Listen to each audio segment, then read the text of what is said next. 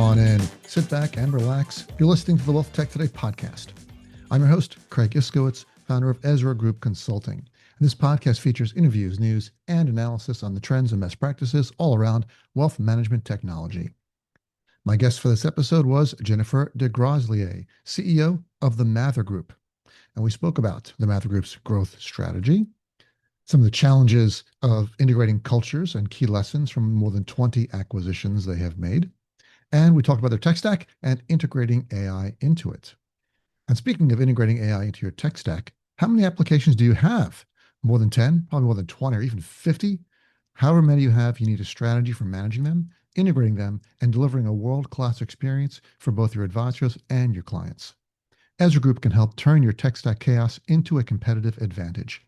Our 60-day tech stack reboot is designed specifically for RIAs looking to take the first step in gaining control over your technology infrastructure without breaking the bank to do it. If you want to free your firm for exponential growth, you need to run, not walk, to our website, ezragroup.com, and click the golden Contact Us button on the homepage. Whether you're struggling to scale your business or wondering why advisor adoption of your core applications is so low, the experienced team at Ezra Group will help you design, optimize, and future-proof your infrastructure. We know what works and what doesn't. All right, my standard housekeeping chores: subscribe to this podcast, yada, yada, yada. The Invest in Others Charitable Foundation, please check them out, especially this time of year. You've got some giving to do, give it. Investinothers.org. And if you are a software vendor in the wealth tech space, go to our website, ezgroup.com/register, and register your application with our Wealth Tech Integration Score team, so that your Wealth Tech Integration Score for your application will always be up to date. Now, let's kick this thing off.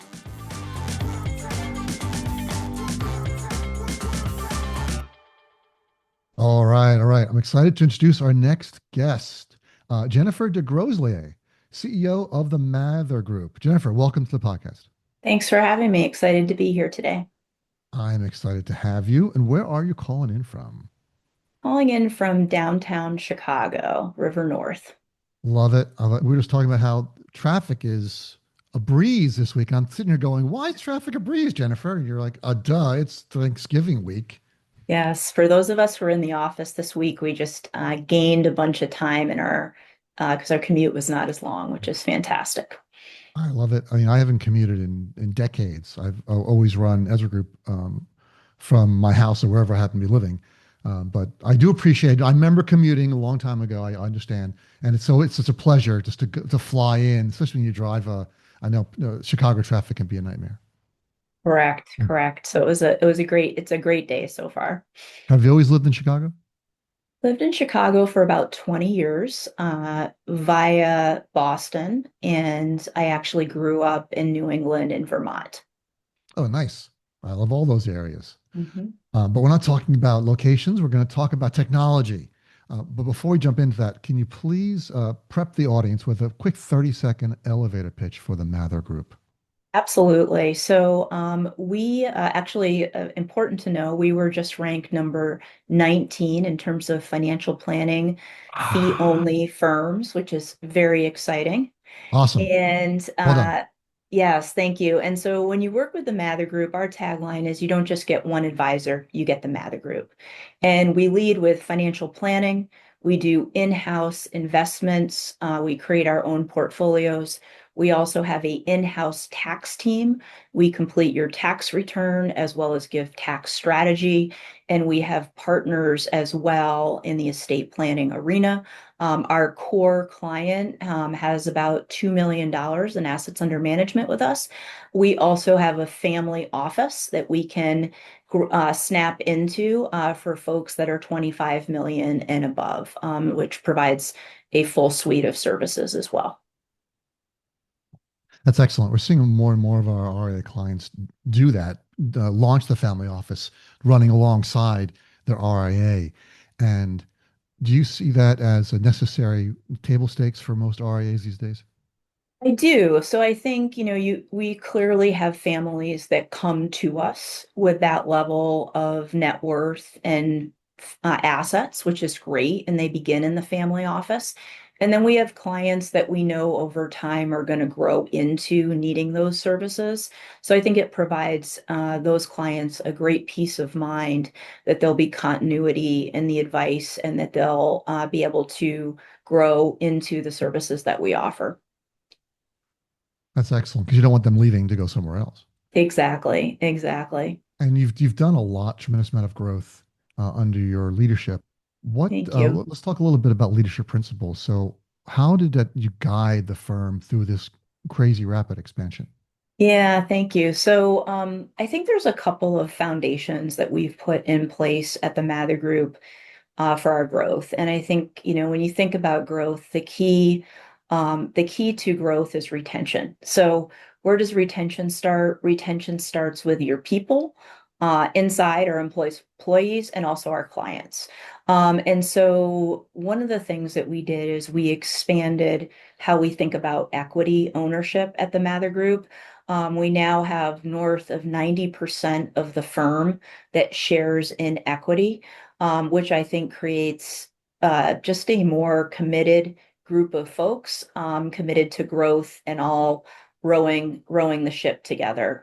In addition, we've spent a lot of time, resources on developing our people, and installing a leadership development curriculum that everybody at the Mather Group has access to and goes through, from the receptionist to our wealth advisor to our family office members. Because really, like I said, the key to growth is retention and retention of your people. And when you value your people with a investment into their personal development as well as an ownership stake in the firm, I believe that's the perfect synergy to fuel the organization forward. I like it. Can you share what share of the firm is owned by employees? Yes, absolutely. So right now, we are majority owned by our capital partner. But as with all capital partners, there's an equity pool available. And like I mentioned before, 95% of our employees partake in that equity pool. Hmm, cool. Yeah, I think it's super important that the employees and the staff feel like they've got skin in the game. It really is incredibly important. And, I think people can have a voice in a firm and the growth and the trajectory. One way to provide that voice is through equity. The other way to provide that voice is through a seat at the table. And so one of the other things that we do that I think is really fueling our growth and our commitment to that growth by our employees is we have an advisory council. And our advisory council is made up of our top equity owners. We meet once a quarter. We actually just met last week. This is an opportunity for our top stakeholders to not only hear all the updates from the previous quarter, but to actually have a voice in shaping and influencing where we're going next, which is really exciting. So one of the things that we actually talked a lot about at our advisory council last week, is technology and what we're doing with our current technology stack, how we're evaluating that, how we're carefully mapping out what we want that technology stack to look like in 1 year, 3 years, and 5 years. And being able to thoughtfully lay that out, gather input from everybody, and really have total transparency in what that's going to look like so we can all work together. Because, when you think about technology and, the big buzzword these days, artificial intelligence, AI, all of that is really only as effective as how well you as a firm execute on the implementation. And so I think when people are part of deciding and part of that roadmap, you get really good engagement, which fuels the execution phase. We've been interviewing a lot of CEOs of fast growing RIAs here on the Wealth Tech Today podcast. The one thing I have noticed is they all seem to have an advisory council, some group of stakeholders that get together Yeah. on a regular basis. So that I'm sure that's not the only reason why you're successful, but I think that's one reason or one commonality across firms that have very different growth patterns, very different ways they service their clients, but they all seem to still have that. Do you see So that's one lesson learned. What are some of the lessons learned that you have picked up along the way through your consolidation that you've done without losing culture or talent along the way? Yeah, and I think one of the biggest things, and I mentioned it before, is I think oftentimes the easy part is putting together what the strategy is going to be. The hard part is actually the cultural buy-in, which creates the execution, which fuels the growth. So starting with the advisory council and with our entire culture of investing in people's leadership development, when you invest in people's ability to lead themselves and to also lead their teams, that allows you to execute more quickly. And so one of the lessons I've learned just as a leader over the last 20 plus years is when you don't spend enough time on that piece, you can often have a tremendous plan, but it actually does not come to fruition like you really want it to, because people are not able to lead themselves and others through the changes that are required to execute. And I was thinking about this the other day. Lots of conferences that I've been going to, and the big buzzword, as I said, AI, AI, AI. And it very much feels like we are in a vortex of change right now, technology change, AI change. I think we're going to look back in 2024, 2025 are going to be, even 2026, these massive, massive years where the financial services industry really pivoted in terms of changing and how we do everything. And so it's even more important to be able to manage through that change management, because I think it's not it's not unfair that some people feel that these changes are not actually going to be positive for them. So I think really getting people on board with, even though we're looking at technology and AI improvements, the original AI, advisor intelligence, is still at the core of what we do. And Mm. that goes back to really making sure the skill that's going to be even more important as we move forward is people's ability to be face to face with clients and help them with what's important to them, their values, coaching them around their behaviors, so behavioral finance, and really making an impact in where people want to go from a financial perspective. And advisors and teams that double down on that original advisor intelligence with the core being behavioral finance, I think that's the sweet spot. And I think that's where we can win. And I think that's actually the most Mm. fun piece of the business. And letting all these other cool technologies and AI pick up some of the other things so we can be more focused on the human component. And I think that's really exciting. And I think when people can get their arms around that, the resistance to change really comes down and you start seeing people actually embrace it and get excited about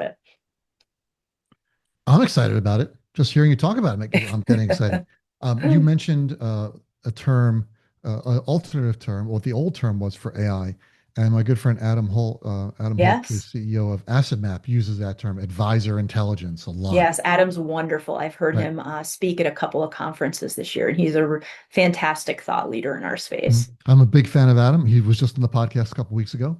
Anybody listening, you can check that out. And he uses the term advisor intelligence. But you brought up AI, so that leads us very nicely into our next segment, which is Yeah. technology and integration. Now, the technology is cited by a lot of firms as a growth bottleneck. A lot of firms, that's why they come to Ezra Group. But the Mather Group has approached tech integration in what seems to me a very different way of doing it across multiple offices and legacy systems. Can you share a little bit about that? Yeah, so I guess I would start before I talk a little bit about how we're thinking about it. I think it's important to recognize that we are very much a firm that integrates. So we've done 23 acquisitions since the inception of the firm, and we have integrated all of those firms. And so everybody is using the same technology. Has centralized operations, compliance, marketing, and HR.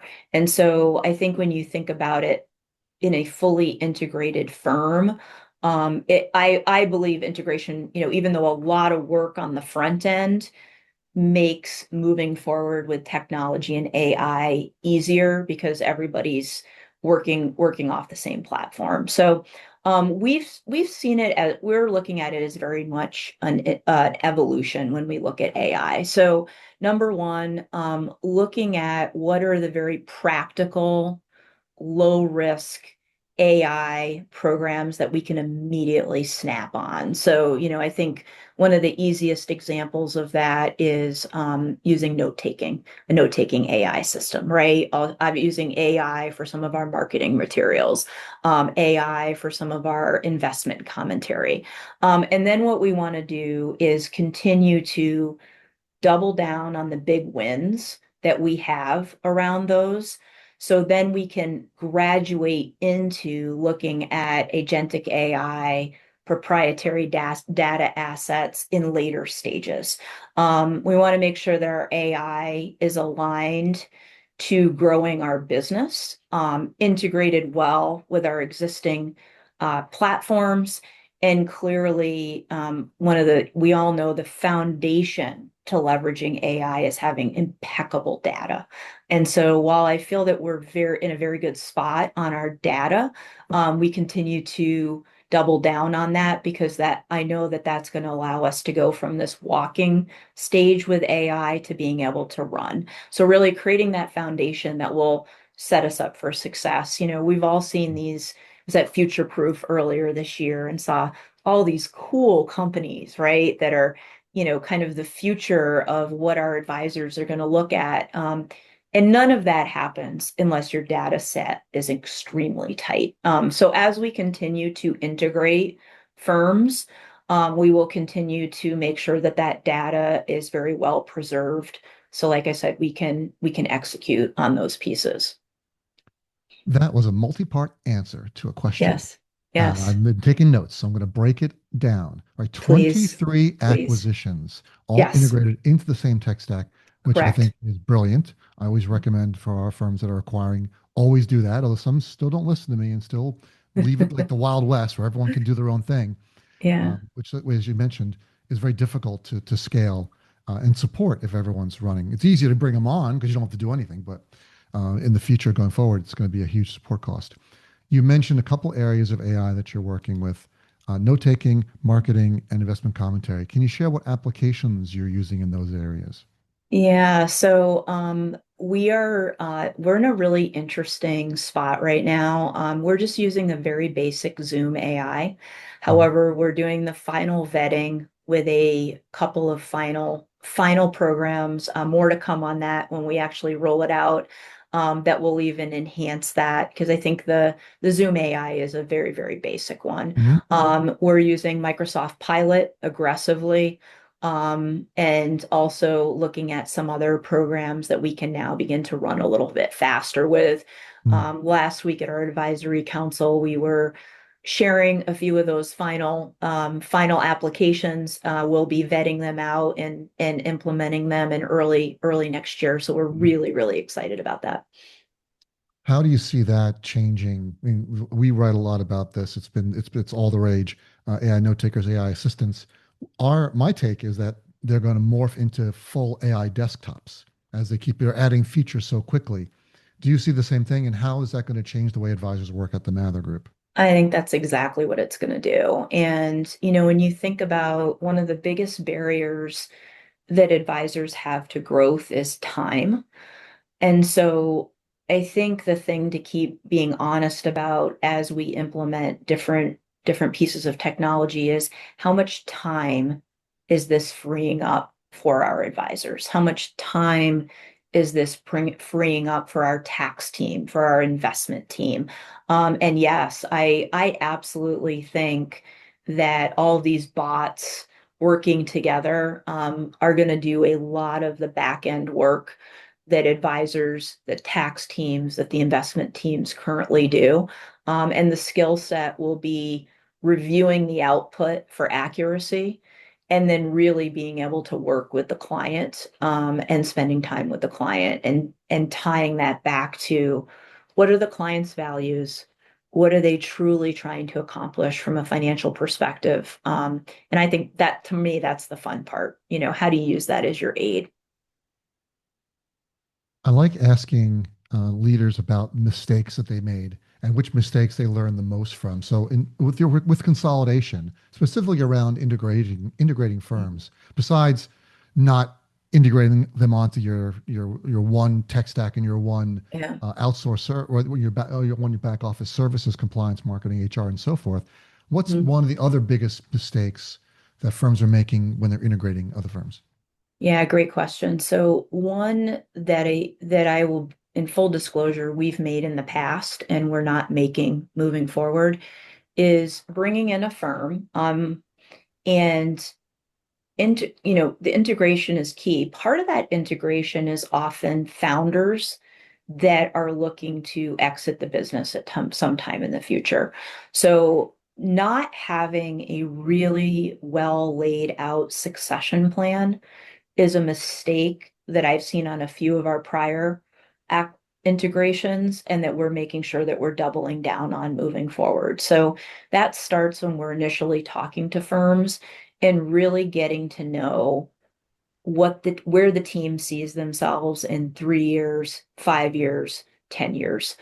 So if there are folks on that team that do plan on exiting and retiring, that we have a really solid succession plan in place because those plans take time to execute, and rushing them is a fundamental flaw and a mistake. And like I said, one we've made, but we're correcting that moving forward. And we've done a lot of work over the last year developing our succession planning program to be able to avoid that moving forward.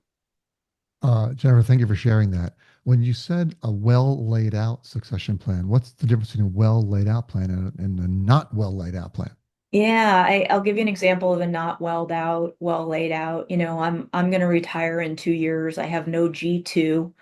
Mhm. And we're just going to sort of acquire you and figure it out when you get here. Mhm. That to me is most importantly not great for clients, Mhm. right? Yeah. So, if you have a G2, it's probably one timeline. If you don't even have G2s in place, it's probably a longer timeline where we need to create G2s, introduce them to the relationship, and have a timeline that makes sense for clients, to make sure that that relationship is really, really strong and the Mhm. clients feel comfortable and continue to get the advice that they've grown to expect and they deserve.